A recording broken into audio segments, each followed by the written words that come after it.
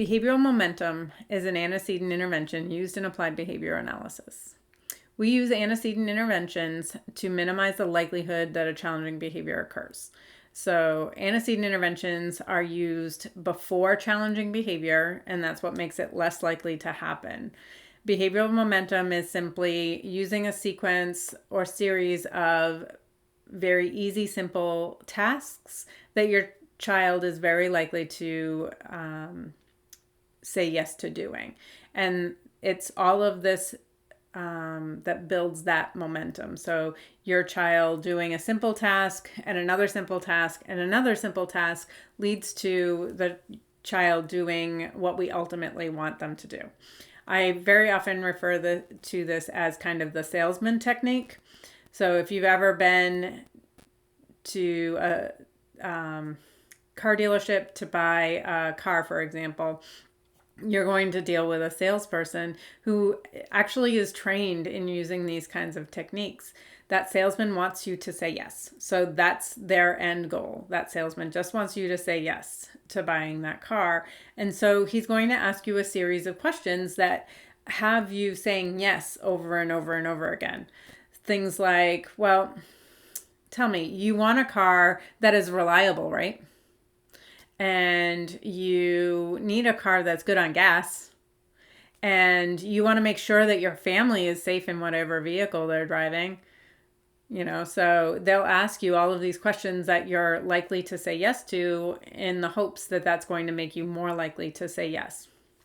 We use this strategy with children. So it might be if we want them to put away their favorite item, like an iPad, and they're busy playing a game, and that's what we want, is for them to just put that iPad down or hand it over to us. And so we wait for them to be at a reasonable place in the game so it's not too disruptive.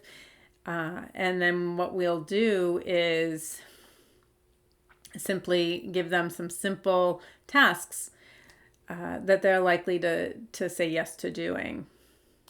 So I like to use things that is fun for the child. So I'll be like, hey, give me a thumbs up, or give me 2 thumbs up. And I'll run through a series of these type of simple things that the kids kind of find fun. And I'll practice some of these things outside of when I really need to use them.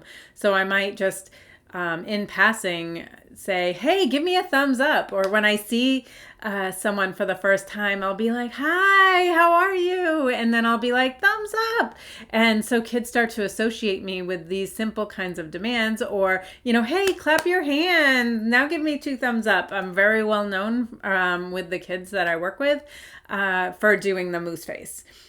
So I'll do thumbs up, give me 2 thumbs up. Oh, now let's do moose face, moose. And the kids just think that's really fun and silly. So they want to do that. And that leads into them being more likely to say yes to some of the other things that I'll ask of them.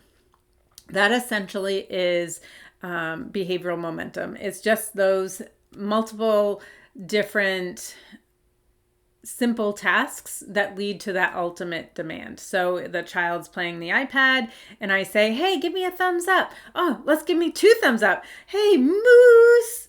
And the child will do moose face, and I'll just snag the iPad and we'll be like, oh, let's go build blocks. So I don't make a big deal about handing over the iPad. It's gone, and now we're going over to build with blocks, and that usually will smooth that transition. So behavioral momentum is a really great intervention to use for kids who have mastered some simple skills.